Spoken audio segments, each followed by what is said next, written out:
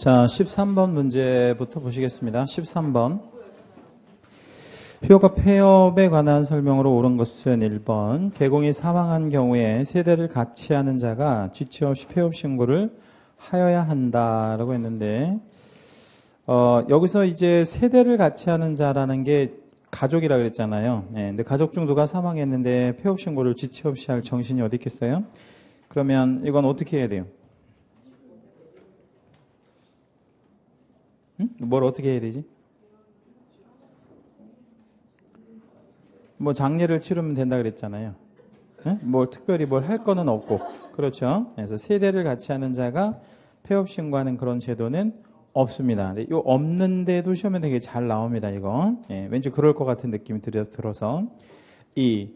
개공이 3월 초과하는 휴업 또는 폐업을 하고자 하는 경우에 등록증을 첨부하여 시도지사에게 미리 신고한다라고 했는데, 이번에 함정 한번 찾아볼까요?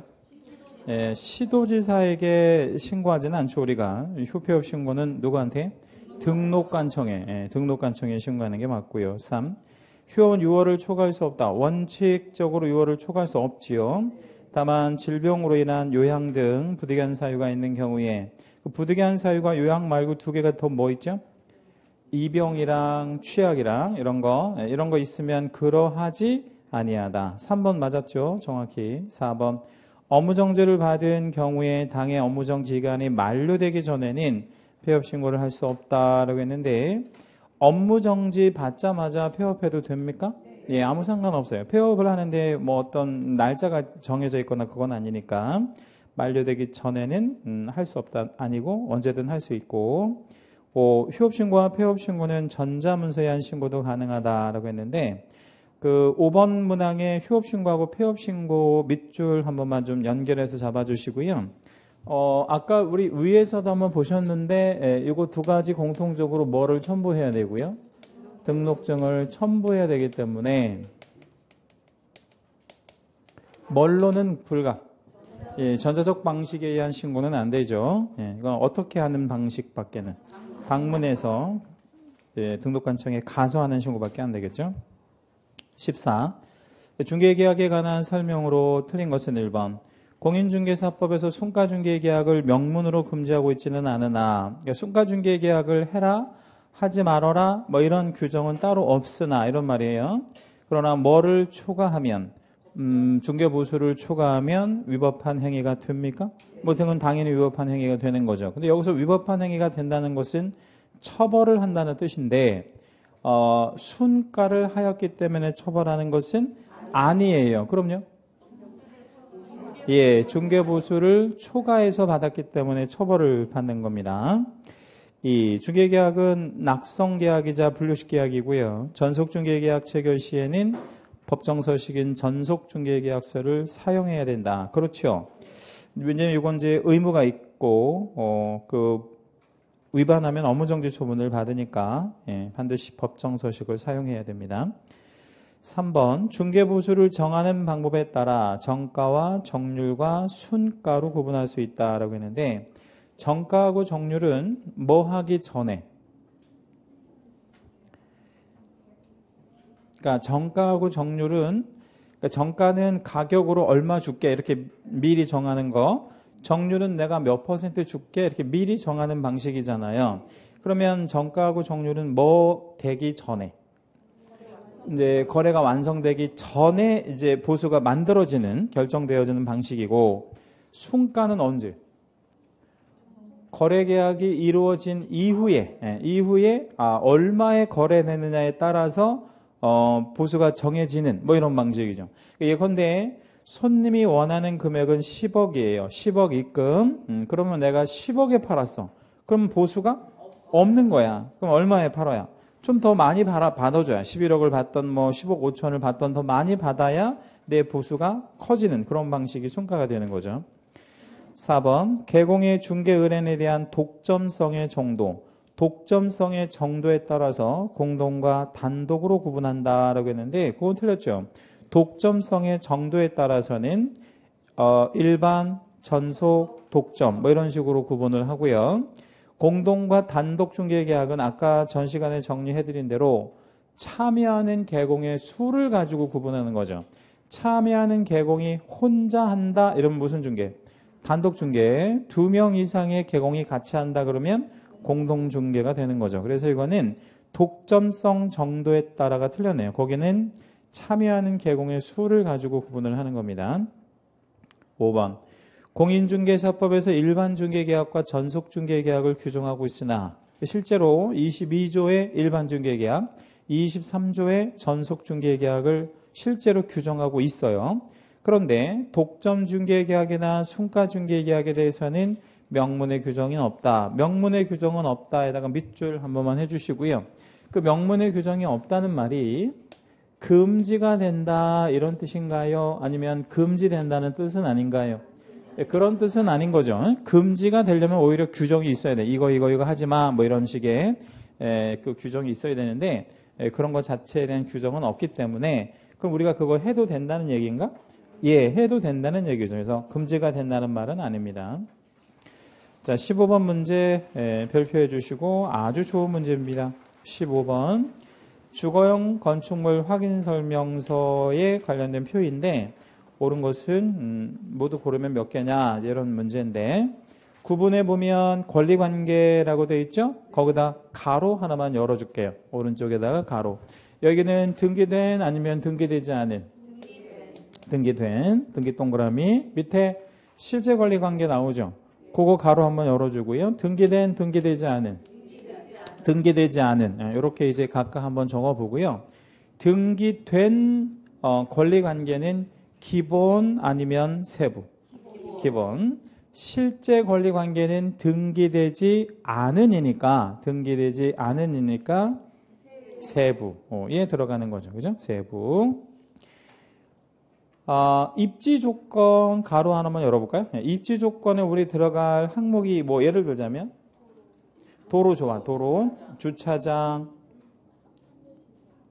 판매시설, 뭐 의료시설, 뭐 학군, 뭐 이런 것들이 이제 입지 조건에 들어가죠. 그만큼 그러니까 집값을, 그러니까 주택 가격을 좀 높일 수 있는 항목들, 뭐 이런 것들을 우리 입지 조건이라고 하죠. 그런 거는 기본, 세부. 기본. 왜 기본? 개공이 직접 가서 조사하면 되는 거니까. 비선호 시설을 가로 한번 열어볼게요. 비선호 시설이라면 예를 들자면 뭐 쓰레기 소각장 괜찮고 또 장례식장 뭐 그런 거. 예. 교도소 있으면 안 좋겠죠, 그죠? 교도소. 전방 쪽에서 옛날에 강의할 때 보니까 막 쥐레밭 뭐 이런 것도 얘기하셨는데 쥐레밭도 들어갈 수 있어요. 쥐레밭. 예, 의정부 쪽에 학원에 한번 했었는데 옛날에 거기서 강의할 때 비선호 시설 얘기해 보면 쥐레밭 얘기해요. 무조건 쥐레밭. 쥐레밭 뭐 그렇죠. 비선호 시설이죠. 그런 건 기본 세부. 기본. 예, 이것도 직접 조사가 가능한 거니까. 거래 예정 금액은 누가 정한다 그랬어요? 의뢰인이 개공이 어떻게? 감정평가를 한 가격이라고 그랬죠. 거래 예정 금액은 개공이 감정평가를 한 가격이니까 개공이 정하는 거잖아요. 기본, 세부. 기본. 환경조건 가로 하나만 열어주시고 환경조건에 들어가는 항목이 3개가 있어요. 3개 한번 적어볼까요? 일조, 소음, 진동. 그죠? 일조, 소음, 진동. 일조, 소음, 진동. 요런 것들 기본 세부. 이건 살아본 사람한테 물어가지고 정할 거죠. 내부 시설의 상태니까 세부. 세부. 그래서 그 동그라미 위치가 좌우로 연결이 잘 된 거를 찾아라. 옳은 거를 찾아라 그랬으니까 몇 개? 3개가 잘 된 거네요. 자, 16번 문제로 한번 가봅니다. 정정할 수 있는 경우를 모두 고르면 이렇게 이제 물었는데요. 정정. 기억번에 거래 당사자의 성명, 주민등록번호가 잘못 기재가 됐대. 자, 그러면 이거를 이렇게 생각을 한번 해보죠. 성명이 홍길동인데 이몽룡이라고 썼다는 거야. 응? 그래서 바꿔달래. 바꿔주면 돼, 안 돼? 왜 안 돼? 사람이 바뀌어버리는 거잖아, 그러면. 예, 사람이 바뀌면 무슨 문제가 생겨? 중간생략 등기. 원래 홍길동이가 산 거 맞거든? 예, 그런데 그걸 등기 안 하고 빠지기 위해서 그걸 바꿔달라고 하는 그런 취지가 있으니까 성명, 주민남바, 일체 바꾸면 안 돼요. 이런 거 안 되고. 니은, 법인명이나 법인 등록번호. 이거는 기억번호에 있는 개인으로 말하면 뭐하고 똑같은 거예요. 성명이나 주민남바랑 똑같은 거잖아. 이것도 일체 손댈 수 없어요. 그러니까 기억 니은은 정정이든 변경이든 절대 해주면 안 됩니다. 디귿, 건축물의 종류가 잘못 기재가 됐대. 그러니까 예를 들자면 뭐 다세대 다가구 같은 거 우리 혼동할 수 있잖아요. 예, 그러면 그거 바꿔줄 수 있어? 네. 예, 뭐 그거 바꿔준다고 해서 크게 문제될 건 아니잖아요. 물건이 자체가 바뀌는 게 아니니까 종류가 잘못된 거니까. 디귿번 정정 가능하네요. 니을번은 채색을 좀 한번 할게요. 예, 어디에다가? 거래가격에다가. 거래가격 채색. 돈과 관련된 거는 뭐 변경만 가능하다 그랬죠. 돈과 관련된 건 변경. 그 다음에 미음번, 개공의 전화번호, 상호, 사무소 소재지 이런 거 바꿔준다고 하더라도 정정해준다고 해도 아무 문제 없죠. 예, 정정해주겠다 이런 거는. 비읍번 잔금 및 지급일, 잔금 및 지급일에다가 전체 채색해 주시고 이것도 돈과 관련된 거죠. 뭐 변경, 예, 변경만 가능합니다. 그러면 우리 정정할 수 있는 거는 두 개밖에 안 되네. 그렇죠? 뭐하고? 디귿번하고 미음번. 변경할 수 있는 거는 니을하고 비읍하고. 아무것도 안 되는 거는 기억 니은. 네, 그렇게 딱 구분을 좀 해놓으시면 더 좋겠죠. 다시 한번 말씀드릴게요. 아무것도 안 되는 거 기억 니은, 변경만 되는 거 니을하고 비읍, 네, 그다음에 정정만 되는 거는 디귿하고 미음. 네, 이렇게 되죠. 17번 문제 별표 한번 해주시고 별표 옆에 예상 문제라고 좀 하나 적을게요. 다음 사례에서 임대인이 임차인에게 청구할 수 있는 월 단위 차임액의 최대액은 얼마냐 이렇게 물었습니다. 임대인과 임차인은 서울특별시 동작구 노량진동 소재 아파트면 주택이라는 거네요. 전세 3억의 임대차를 했는데 임대인이 보증금 2억에 나머지 1억은 월세로 전환하여 줄 것을 요구하고 있다. 그러니까 1억을 돌려줄 테니까 1억만큼은 뭘로 줘? 월세로 줘. 뭐 이렇게 얘기하는 거죠. 단 한국은행에서 공시한 기준금리는 연 1.25%로 가정한다 이랬어요. 자, 그러면 그게 원래 식을 좀 먼저 만들어야 되는 게 중요하잖아요. 식이 어떻게 되죠? 1억 곱하기 뭐나 뭐 연 10%나 또는 이제 기준금리가 얼마죠? 1.25. 예, 기준금리 1.25% 예, 더하기 연 3.5%를 더한 거나 얘 중에서 뭐 한 거? 낮은 거. 예, 그럼 어떤 게 낮아? 얘가 낮지, 얘가. 얘 더하면 얼마가 나와요? 연 4.75% 나오죠. 자, 여기서 우리가 기억을 한번 해볼게요. 연 1.5%는 외워야 돼? 아니요. 이거는 문제에 줄 거야. 이거는 문제에 줄 거니까 이거 외울 필요 없고 주는 대로 대입만 하면 되고 얘는 외워야 돼? 예, 얘는 외우셔야 돼. 암기하고 계셔야 돼. 연 3.5를 더한 거하고 낮은 거를 초과할 수 없다. 그러면 얘는 높은 거니까 얘를 하면 안 되겠네, 그치? 예, 그러면 식을 간단히 정리하면 얼마가 돼요? 1억 곱하기 연 4.75% 이렇게 나오죠. 예, 그러면 1억 곱하기 연 4.75 하면 475만 원이 연세가 되는 거예요. 연으로 곱했으니까. 그러면 나누기 12를 해주면 돼요. 나누기 12는 왜 해? 월세로 달라고 그랬으니까. 임대인이 월세로 달라고 했으니까. 그럼 월로 따지면 얼마 나오냐면 39만 5천 뭐 몇백 원 나올 텐데 1,000원 미만은 버리라 그랬으니까 39만 5천 원 이렇게 하면 그게 정답이 되겠죠. 그러면 임대인 입장에서는 이게 이득이에요? 1억 돌려주고 월 39만 5천 원씩 받는 게 이득이야? 아니면 1억 받아가지고 그냥 은행에다 넣어놓는 게 이득이야? 이득이에요. 월세가 이득이에요. 그거 가지고 그 돈으로 집 사는 게 더 이득이지. 예, 그거 가지고 집 사고 뭐 또 사고 또 전세 넣고 또 집 사고 이렇게 하면 집값이 자꾸 올라가 주니까. 그래서 금리를 조금 높여줘야 될 필요가 있을 것 같아요. 금리 때문에. 그러면 17번 문제가 만약에 주택이 아니고 상가였으면 어떻게 나와요? 그러면 이제 식이 어떻게 바뀌어야 돼? 연 12나 이 자리가 연 12나 1.25 곱하기 4.5배수 곱하기 4.5배수 이렇게 들어가야 돼요. 예. 중에서 낮은 거. 상가하고 주택하고 이제 뭐가 나올지 예상하기 좀 쉽진 않은데 아무튼 둘 다 기억해 주셔야 됩니다. 자, 18번은 다음 중 거래 당사자 간 주택 매매를 하고 거기다 우리 채색 한번 하겠습니다. 거래 당사자 간에다가 채색하시고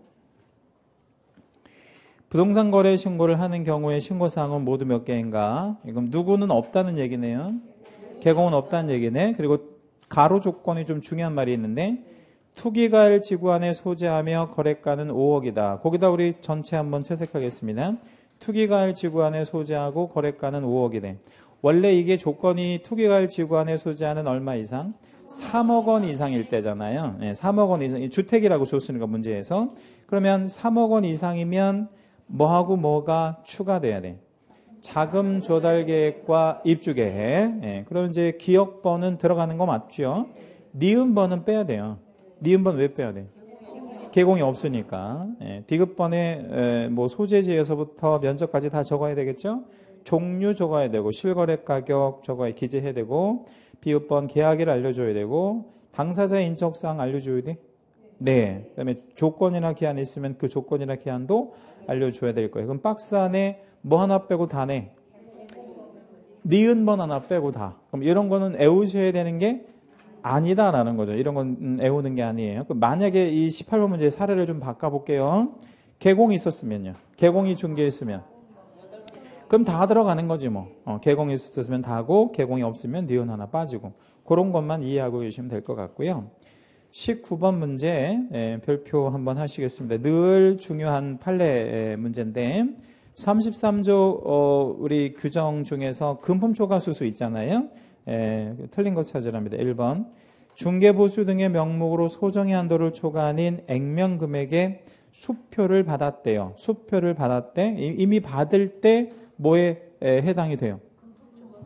금품 초과 수수죄에 해당이 됐죠. 그런데 나중에 그게 뭐 되든 부도가 나든 또는 그대로 돌려주었든 반환했든 처벌된다, 처벌되지 않는다. 처벌되는 게 맞죠. 처벌된다가 맞고 2번 중개보수 외에 사례비나 수고비 등의 명목으로 금원을 받은 경우에도 위 규정을 위반한 행위에 해당한다. 그러니까 중개보수 외에 뭐를 받으면 안 되는 거죠. 우리가 뭐 사례비든 수고비든. 3. 분양대행과 관련하여 분양대행에다 밑줄 한번 해주시고 분양대행은 내자로 뭐라고 표현할 수 있냐면 겸업 업무라고 표현할 수 있죠. 그 말은 무슨 업무는 아니다라는 뜻이에요. 중개 업무는 아니다라는 뜻이죠. 겸업 업무니까 중개 업무는 아닌 거고. 그래서 분양대행과 관련하여 교부받은 금원에 해당할 경우에는 초과수수가 금지되는 금원은 아니고. 4. 권리금을 수수하도록 알선하여 받은 수고비.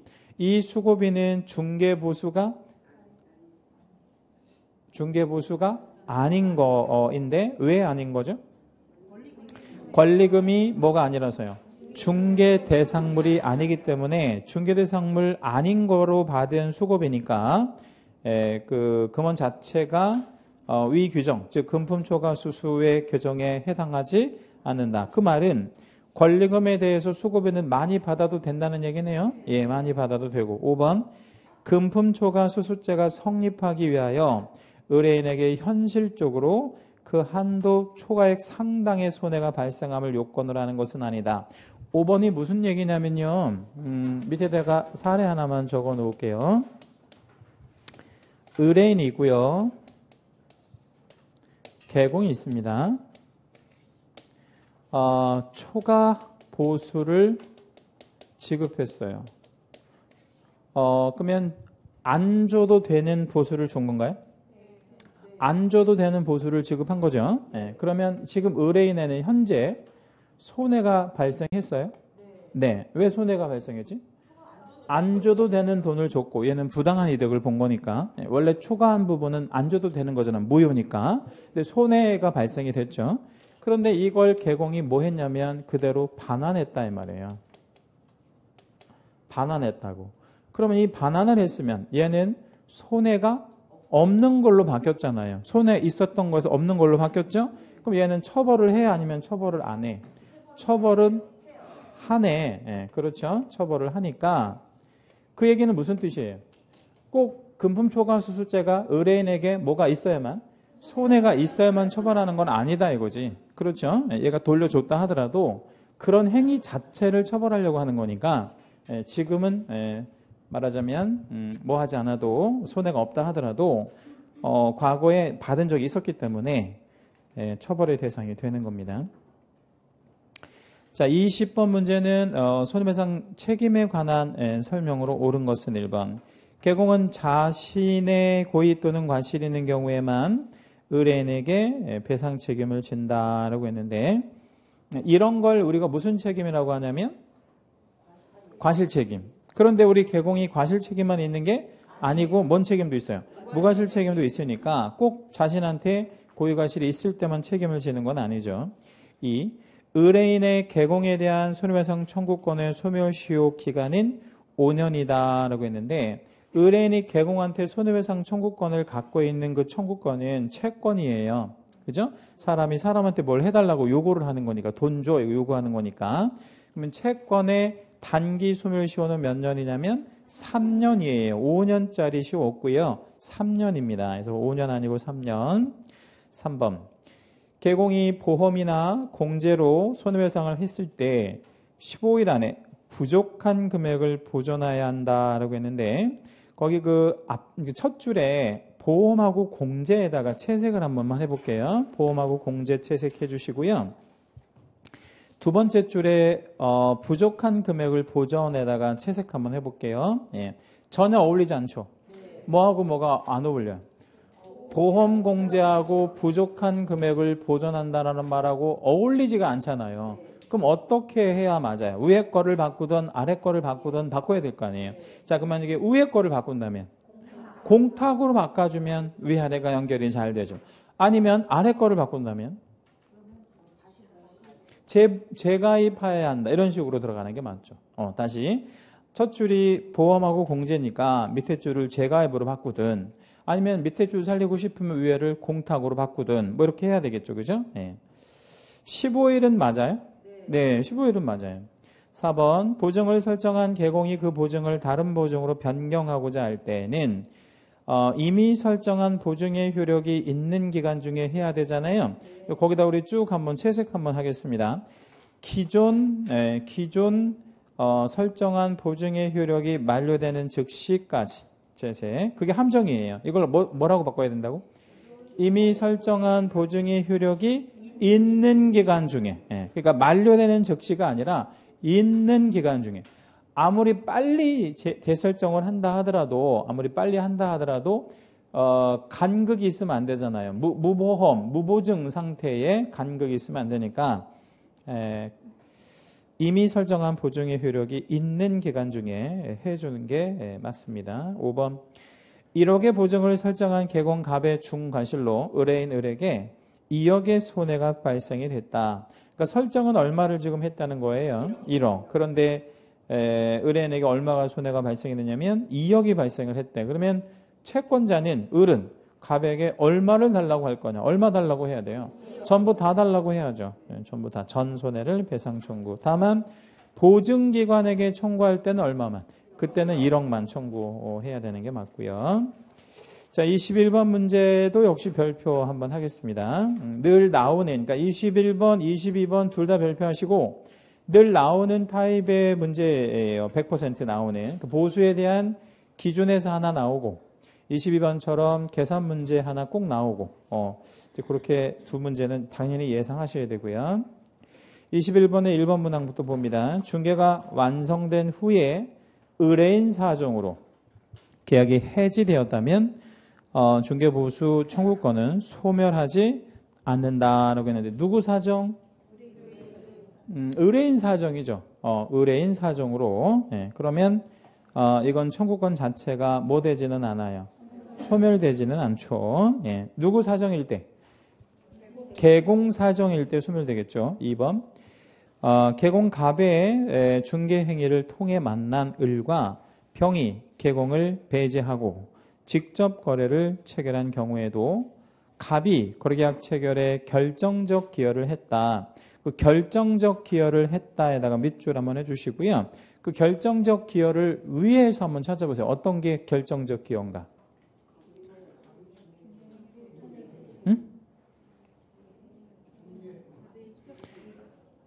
첫 줄 끝에 보면 중개 행위를 통해 만난이라는 표현이 있잖아요. 그 만나게 해준 게 결정적인 기여라고 볼 수 있어요. 만나게 해준 게 어떤 기여? 결정적 기여라고 볼 수 있습니다. 만나게 해준 거 결정적 기여. 그러면 중개보수 청구권은 인정됩니까? 당연히 인정되죠. 결정적 기여를 했으니까. 만나게 해준 것도 결정적 기여고. 자, 3번. 동일한 중개 대상물에 대하여 동일 당사자 간의 매매를 포함한 둘 이상의 거래가 동일 기회에 이루어졌다. 요 3번은 다시 한번 밑줄 동그라미 한번 좀 잡아볼게요. 1번이 뭐죠? 첫 번째 요건. 동일한 중개 대상물 밑줄 1번. 2번은요? 동일 당사자 밑줄 2번. 3번은요? 매매를 포함한 둘 이상의 거래 3번. 매매를 포함한 둘 이상의 거래가 꼭 있어야 되고 4번이 뭐예요? 동일 기회의 4번. 예. 그렇게 네 가지 조건이 다 이루어졌대요. 네 가지 조건이 다 이루어졌대요. 그러면 뭐만 받아라? 매매만 받아라. 뭐 이런 얘기죠. 예. 그럼 매매만 받을 겁니다. 4번. 상가건물 임대차에 부수하여 권리금도 함께 알선한 경우의 거래대금은 임대차 보증금과 권리금을 합한 금액을 기준으로 중개보수를 산정하여야 한다라고 했는데 4번은 틀렸거든요. 자, 어디가 틀렸는지 한번 좀 찾아보시겠습니다. 응? 권리금을 합하지 않죠. 권리금을 중개보수에다가 합하면 안 되잖아. 그렇죠? 그러면 뭐만 가지고 우리가 중개보수는 받고 임대차 보증금만 갖고 중개보수를 받고 그 다음에 권리금은 따로 수고비 형태로 받는 뭐 이런 방식으로 해야지 권리금을 임대차 보증금에 합하지 않잖아요. 그렇게 하면 금품초과수수가 되어질 수 있으니까 권리금은 중개대상물이 아니니까 절대 합하고 그러면 안 되겠다. 따로 받는 건 상관없고 합해서 받는 건 안 되고 그러니까 여기서 말하는 뜻이 무슨 뜻이냐면 가령 예를 좀 들어보면 자 보증금 3억에 월 200짜리 임대차가 있대요. 그리고 권리금이 2억이 붙었다고 한번 쳐보죠. 그럼 우리가 보수를 어떻게 받아야 돼? 보수를 어떻게 받아야 되냐고. 요렇게 해서 뭐를 받고 중개보수로 받고 요렇게 해서 중개보수 받는 거잖아요. 요거하고 요것만. 물론 여기에다 이제 곱하기 뭐하고 100하고 얘랑 더해가지고 하잖아요. 근데 요거로는 뭐로 받으면 안 된다는 거야. 중개보수로 받으면 안 된다고. 그러니까 이거를 여기다가 더하고 그러면 안 된다고. 그러면 이거는 뭘로 받고 그냥 수고비로 받으면 되는 거지. 이거 수고비로. 근데 이렇게 합해서 받는 거는 되고 이렇게 합쳐서 받는 거. 이렇게 합쳐서 받는 거를 포괄수수라고 하잖아요. 포괄수수해도 괜찮다는 게 판례지 뭐. 그 대신 이렇게 받으면 안 된다는 거예요. 이거를 여기로 해서 이걸로 받아버리면 안 된다고. 이것 따로, 이것 따로. 물론 합해서 받는 건 상관없고. 예. 그러니까 여기 4번은 보증금에다가 권리금을 더하고 그러면 안 된다고. 예. 따로 받는 건 상관없지만. 자, 5번 중개법인이 행한 공매물건에 대한 취득의 알선. 거기도 우리 밑줄 한 번만 잡아요. 공매물건에 대한 취득의 알선. 자, 그거 중개가 보수로 받아요? 아니면 겸업업무로 받아? 겸업업무로 받아. 겸업업무라고 적어볼게요. 공매물건에 대한 취득의 알선 보수는 따로 법에 이렇게 정함이 없으니까 합의로 능력껏 알아서 잘 받으면 됩니다. 자, 22번은 상가 임대차 계산 문제인데 받을 수 있는 중개보수 최고액은 얼마냐? 거기 최고액에다가 채색 하나만 해주시고요. 자, 보증금 1억이고요. 차임으로 분기 150 있대요. 분기 150에다가 채색해 주시고 분기 150이면 월 50만 원입니다. 계약은 2년으로 했고 계약갱신 요구권 행사 시에 최장 5년을 보장한다라고 했는데 거기 5년에다가 두 줄로 좀 이렇게 그 삭선 한번 해주시고요. 이걸 10년으로 좀 바꿀게요.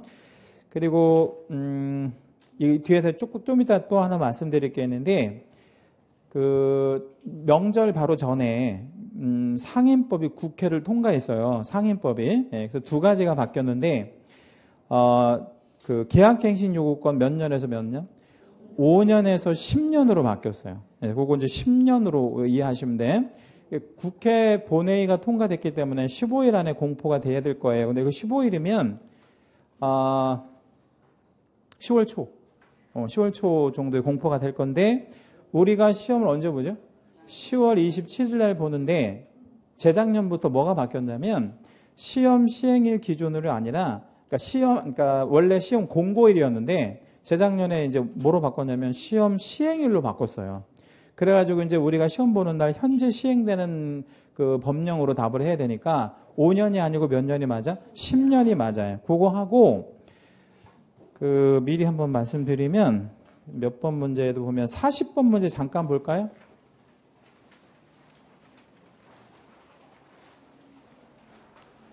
(40번) 문제의 두 번째 줄에 보면 권리금 회수기의 보호제도라는 거 있잖아요. 그 권리금 회수기의 보호제도가 임대차 기간 만료 몇 월 전부터 원래 방해하고 그러면 안 되는 거냐면 3월이었거든. 이걸 6월로 바꿨어요. 그것도 두 줄로 삭선 긋고 몇 월로요?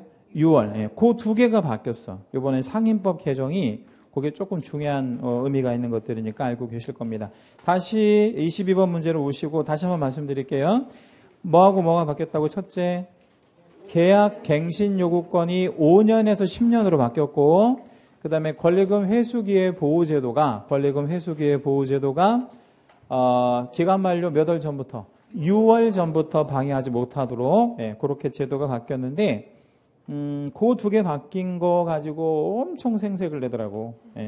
뭐 대단히 뭐 크게 바뀐 거라고. 근데 상가 임차인들 입장에서는 좀 크다라고 볼 수는 있을 것 같아요. 왜냐하면 몇 년 동안 안 쫓겨나니까요. 10년 동안 안 쫓겨나니까 이제 우리 입장에서는 뭐 별거 아닌 것 같은데 그러니까 우리 전체 공부하는 내용 중에서 별거 아닌 것 같은데 상가 임차인 입장에서는 되게 중요할 수밖에 없는 항목이 바뀌었고 계약갱신 요구권은 상임법에서 제일 중요한 거기 때문에 그건 나올 것 같아요. 그거는 좀 알고 계실 거라는 거. 그래서 계약갱신 요구권은 최장 몇 년까지요? 10년까지 보장된다는 거. 권리금 1억을 도하면 안 된다는 거지. 그 권리금 도하지 않는다 그랬잖아요. 여기서 그지? 권리금은 따로 뭐로 받아? 그냥 수고비로 받을 거예요. 그리고 맨 마지막 조건이 뭐냐면 개공이 명시한 상가임대차율이 0.7%다. 거기다가 채색 한번 해볼까요? 명시한에서부터 0.7%까지 채색. 그 되게 중요한 말인데 이 말을 주는 경우가 열에 2밖에 안 되고 안 주는 경우가 열에 8번 정도 돼요. 그러면 주는 대로 대입하시고 안 주면 0.9로 하시면 돼. 자, 다시 주면 준 요율대로 계산할 거고 안 주면 0.9로 합니다. 무조건 0.9 상가니까 주택이니까. 자, 그러면 그거 식 한번 저한테 한번 답변해 보실래요? 식 1억 더하기 월 50만 곱하기 100 환산보증금 얼마 나와요? 1억 5천 1억 5천만 원이면 5천만 원 이상이니까 그대로 100 가네요. 여기다 요율은 0.7. 0.7은 어떻게 나왔어요? 자기가 받고자 하는 요율이 0.7이었으니까. 그러면 얼마예요? 105만 원 곱하기 2 하죠. 곱하기 2 하면 얼마? 210만 원. 이렇게 정답 나오네요. 210만 원 정답입니다. 1번에 105만 원으로 하신 분 죄송한데 손 한 번만 들어봐 주세요. 105만 원이라고 몇 분 하셨을 거예요. 분명히. 그렇죠. 한 2분 정도 하셨는데 이 105만 원으로 하신 분은 이게 습관이 되는 거야. 이제 어떤 습관? 곱하기 2 안 하는 습관. 네, 이게 어디에 가도 똑같이 하냐면 본시험에 가도 똑같이 한다고. 그럼 어떻게 하셔야 되겠어? 응? 자기가 자꾸 뭘 해야 돼? 생각을 해야지, 의식을 해야지. 아, 이거 곱하기 2 하는 건지 곱하기 2 안 하는 건지를 판단을 해가지고 답을 하시라고. 그래서 하셔야 돼. 105만 원까지 구했다는 건 거의 답을 다 구한 거잖아요. 근데 그거를 실수해서 틀렸다는 거는 아깝죠. 1점 정도 드릴 수 있을까요? 이 1점을 본시험에서는 안 준단 말이야. 이게 무슨 아무 의미가 없는 거니까. 시간 뺏겨, 문제 틀려. 이거 정말 많이 읽게 되는 거니까 이거 조심하실 거고요. 23. 거래정보 사업자에 관한 설명으로 옳은 것은 1번. 거래정보 사업자는 개공으로부터 의뢰받은 중개대상물의 정보에 한하여 이를 공개해야 하고 의뢰인으로부터 직접 의뢰받지 못한다. 거기 두 번째 줄 가운데에 하나여에다가 채색 별표하면 할게요. 거래정보 사업자는 세 가지 우리가 암기하고 있는 거 있잖아요. 그게 뭐지? 하나여, 다르게, 차별적. 그거 하면 안 되잖아요. 그죠? 근데 하나여라는 건 누구의 하나여? 개공의 하나여 의뢰할 수 있도록 해야 되잖아요. 근데 그런 거를 하지 않았다면 의뢰받지 못하는데 만약에 위반하게 되면 뭐에다가 지정 취소에 1년 1천. 아주 강력하게 처벌을 하죠. 1번이 정답이고요. 2번. 거래정보 사업자로 지정받고자 하는 자는 운영규정을 정하여 장관의 승인을 얻어야 한다라고 했는데 2번은 함정이 걸렸는데 이 함정이 작년 본시험에 걸렸던 함정입니다. 뭐가 잘못된 건지 한번 찾아볼게요. 쉽지 않은 함정이 하나 걸렸는데 이게 순서가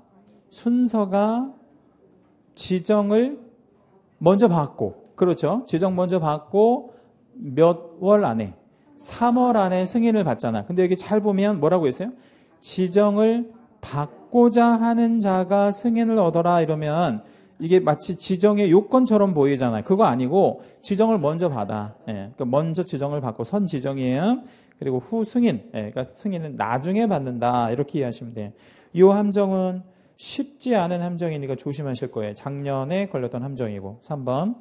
거래정보 사업자 지정 및 취소권자는 국장이고 그렇죠. 거래정보 사업자 지정을 취소하고자 할 경우에 등록관청에서 청문을 실시한다라고 했는데 잘 나가다가 엉뚱한 지문이 하나 나왔네요. 청문을 등록관청이 하지는 않아요. 그럼 누가 해? 국장이 해야지. 청문은 취소하려고 하는 관청이 하는 게 원칙입니다. 4. 거래정보 사업자 지정 요건으로 거래정보 사업자 지정 요건으로 개공 1인 이상을 직원으로 확보해야 한다라고 했는데 지정 요건으로 개공 1인을 확보하고 그러지는 않잖아요. 그 지정 요건 밑줄 한번 해주시고 밑으로 빼고 암기 코드 한번 적어볼까요? 지정 요건 가정 공용 요게 좀 시험에 좀 잘 나오네요. 자, 가는 뭐예요? 가입 이용 신청을 전국에서 500명한테 받을 거예요. 누구한테? 개공한테. 정은 정보 처리 기사를 1명 확보할 거예요. 공은요? 공인중개사를 1명 확보. 공인중개사를 확보하지 개공을 확보하잖아요. 그다음에 용이 뭐지? 용량과 성능을 갖춘 컴퓨터 설비. 용량과 성능을 갖춘 컴퓨터 설비를 갖고 있어야 된다. 이 별 2개짜리 가정공용.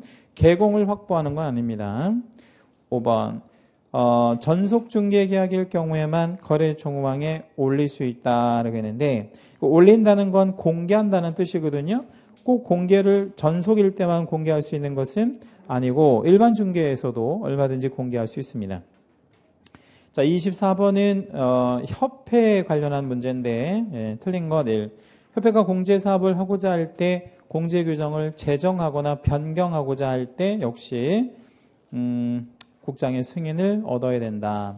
그렇고요. 1번은 끝에다가 가로 한번 열어주시고 사전에 사후에 장관의 승인을 얻는 게 사전에 사후에 사전이죠. 그래서 2번이나 하고자라는 단어를 썼잖아요.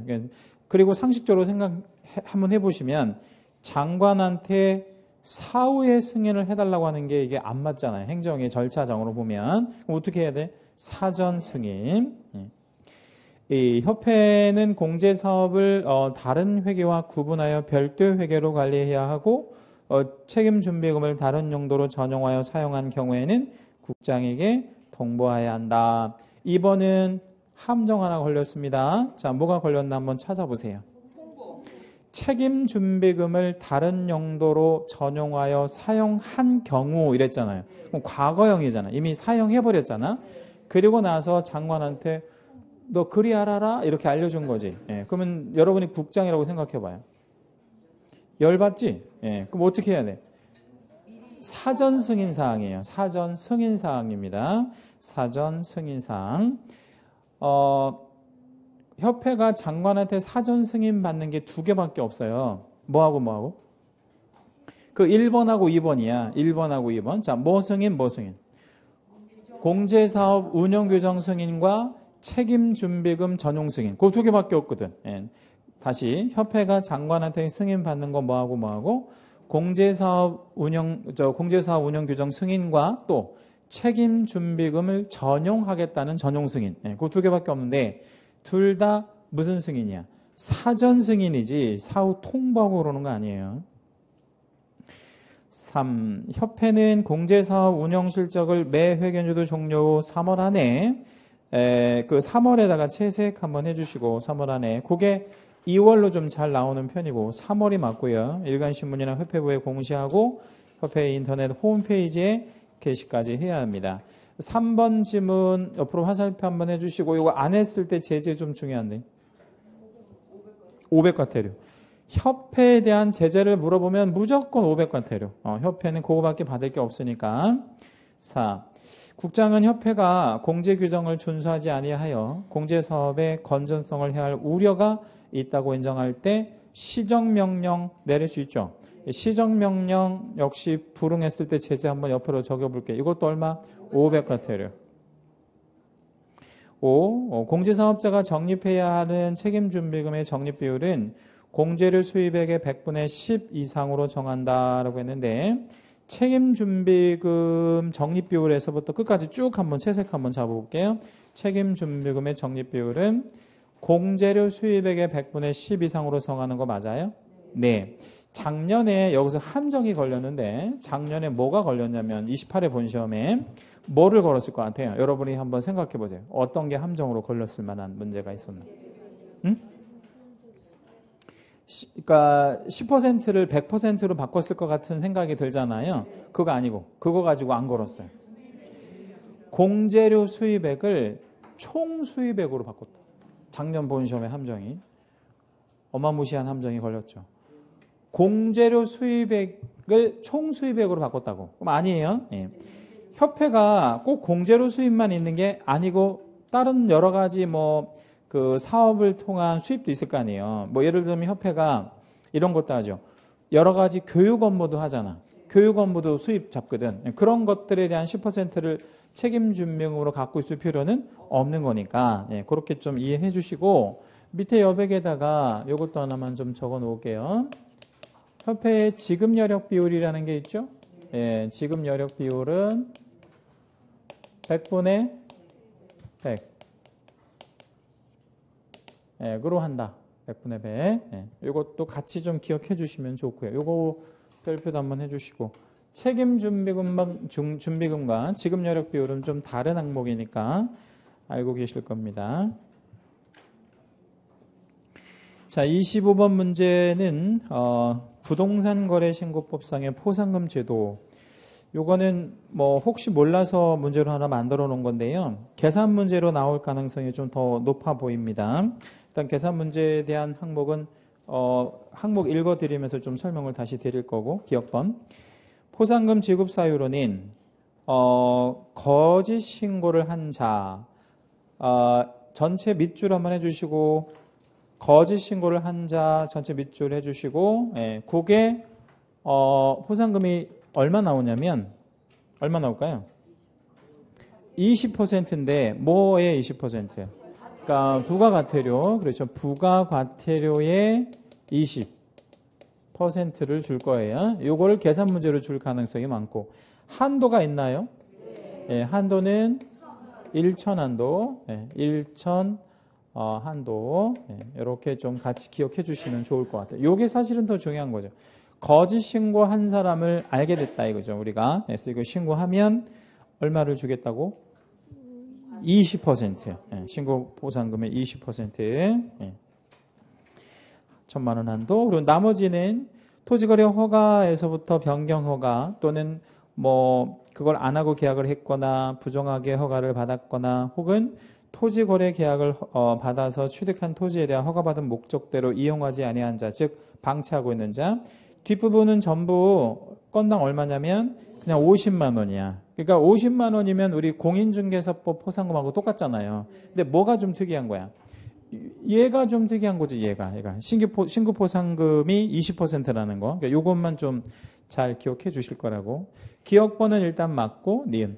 지급 사유에 해당하더라도 공무원이 직무와 관련하여 발견한 사실을 신고하거나 고발을 했다. 또는 해당 위반 행위를 하거나 위반 행위에 관여한 자가 신고하거나 고발을 했다. 그러니까 당사자들 중에 이제 다운 계약으로 해가지고 이제 말하자면 신고해놓고 매도나 매수가 돈 받으려고 신고하고 이런 거. 그럼 자기들이 위반 행위를 해놓고 신고하고 그러면 안 된다는 거죠. 또는 익명이나 가명. 익명은 뭐고 가명은 뭐예요? 익명은 이름을 밝히지 않고 가명은 가짜 이름이고 그렇죠. 그럼 출 수가 없잖아. 누가 신고했는지. 그런 것들 확인할 수 없으면 포상금을 지급하지 아니할 수 있다. 맞죠? 그죠? 디귿. 포상금은 신고 또는 고발건에 대하여 해당하는 사유에 따라 각각 신고관청이 신고 사건에 대해서 과태료를 부과했거나 혹은 검사가 신고 또는 고발 사건에 대한 공소제기나 기소유예 결정. 거기서 그 공소제기나 기소유예 결정은 언제 하는 거냐면 허가 없이 계약을 하게 되면 토지거래 허가구역에서 허가 없이 계약을 하게 되면 얼마에 얼마지? 2년에 30%. 그 2년에 30%에 대한 공소제기나 기소유예를 말하는 것이고, 그다음에 허가관청이 신고사건에 대하여 이행명령을 한 경우, 이 이행명령을 했다는 건 방치했을 때를 얘기하는 거죠. 그럼 다시 한번 정리하면 위로 다시 한번 올라가 볼게요. 기억번 다시 올라가면 거짓 신고한 자를 신고하면 뭐 해야 받을 수 있어 우리가? 과태료를 부과해야 받을 수 있는 거고, 허가 없이 계약을 체결한 자를 신고하면 뭘 해야 받을 수 있어? 검사가 공소제기나 기소유예 또는 방치되는 토지를 신고했다. 우리가 이 토지는 방치하고 있어. 이거 신고하면 뭘 해줘야 받을 수 있어? 이행명령. 그렇게 이제 이해하시면 돼요. 그러니까 항목에 맞는 어떤 결정을 해야만 받을 수 있다는 거죠. 그래서 기역, 니은, 디귿은 다 맞았어요. 기역, 니은, 디귿까지 다 맞고, 니을 번에 보니까 신고관청 또는 허가관청이 포상금 지급을 결정한 경우에 포상금 지급 신청서가 접수된 날로부터, 거기 접수된 날로부터 해서 끝까지 쭉 한번 채색해 주시고 한 달 안에 지급해야 된다라고 했는데 그게 틀렸다고. 그럼 어떻게 해야 돼? 2월 안에. 접수된 날로부터 2월 안에. 접수일로부터 2월 안에. 자, 밑에다가 한번 적어 볼게요. 공인중개사법상의 포상금도 있잖아요. 이 공인중개사법의 포상금은 언제 안에 줘야 되냐면 포상금을 뭐하고 결정하고 결정일부터 몇 월 안에? 1월. 한 달이 맞고요. 부동산 거래 신고법상의 포상금은 접수일로부터 2달 안에 준다고. 요게 좀 달라. 법마다. 다시 한번 정리할게요. 공인중개사법 포상금은 몇 달? 한 달. 부동산 거래 신고법상의 포상금은 2달. 이걸 어떻게 이해하시면 안 헷갈리냐면 어떤 게 좀 돈이 많을 수 있어.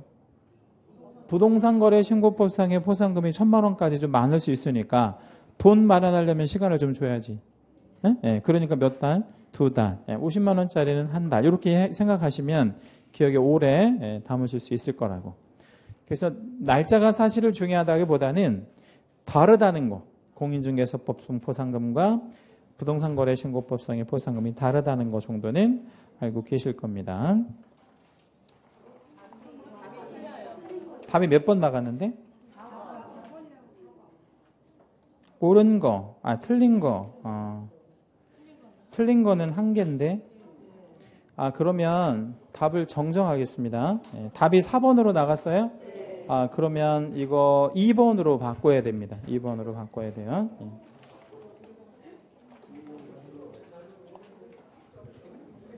답이 잘못된 겁니다.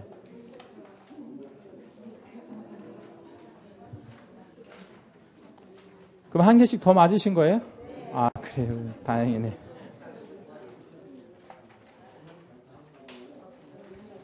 자, 26번 문제 갈게요. 다음 중 중개업 등록증을 반납하거나 제출할 필요가 없는 것 이랬는데, 등록증을 반납하거나 제출할 필요가 없는 것 뭐 이렇게 표현했어요. 1번 등록 취소 시 사망한 경우 빼고, 그러면 뭐 해야 돼? 반납 제출 중에서 반납 며칠 안에? 7일 안에 반납. 그 다음에 2번 휴업 신고할 때는 반납 제출. 이거는 제출의 의미죠. 첨부한다는 건 제출. 그러니까 휴업 신고할 때는 등록증을 첨부하니까 제출하는 거고, 폐업 신고할 때도 뭐 해야 돼? 제출, 첨부. 그 다음에 이전 신고할 때도 제출, 즉 첨부한다 이렇게 해야 되고, 왜냐면 이전 신고도 뭐가 들어가야만 할 수 있어요. 등록증이 들어가야만 할 수 있으니까. 근데 5번에 업무정지 있잖아요. 5번 업무정지 기간 동안에는 등록증을 반납하거나 제출할 필요가 없죠. 왜? 일을 못하니까 그냥 가지고 있는다 그랬죠. 그래서 정답은 5번이고요. 27번 1년 1천에 처하여지는 사유로 틀린 것은 이렇게 물었습니다. 그러면 3년 3천 찾으면 답이네 그게. 1번 다른 사람에게 자기의 성명을 사용하여 업무를 하게 하거나 자격증을 양도되어 몇 년 몇 천? 1년 1천. 양도되어 1년 1천이고요. 2. 거짓 그 밖에 부정한 방법으로 개설 등록을 했다. 3년 3천. 2번 답이네요. 3번 이중으로 이러면 1년 1천. 4번에 개공이 2개 이상의 사무소를 뒀다. 이중 사무소도 역시 1년 1천. 5번 임시중개시설물을 설치했다. 가로 한번 열어주시고, 임시중개시설물도 우리 달리 표현하면 뭐라고 그래야 돼? 이중사무소. 이것도 몇 년 몇 천이에요? 1년 1천에 들어갑니다. 잠시 쉬었다 하겠습니다.